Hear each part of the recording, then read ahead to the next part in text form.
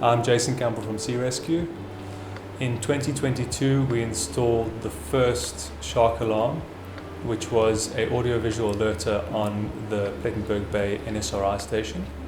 Today we finished the installation of an additional siren sounder strobe combination on Hobie Beach to extend the range of the alarm system.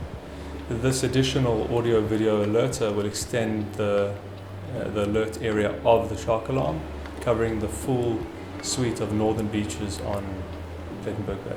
I'm Gareth Greenwood, Station 14, Plettenberg Bay, and I've been very involved with the startup of a really cool collaboration between a few different organizations here. First of all, shark spotters, also beach control and the lifeguards here in Plettenberg Bay, and we've formed a collaborative partnership to help with beach safety.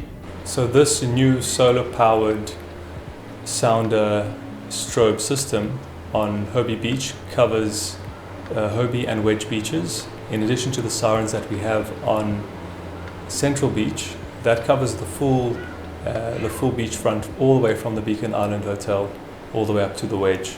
So that whole area is covered by our alert system. We have a beach alarm system that is activated by either someone in the station, by beach control, or by a spotter on duty on top of the Beacon Island.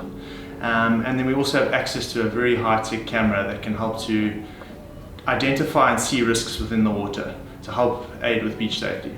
So the system is fully wireless and each sounder or alert node is autonomous and can be daisy-chained, effectively unlimited in number. So we can effectively cover the full beachfront of Plet using the system with a pole carrying one of our alert nodes every kilometre or so.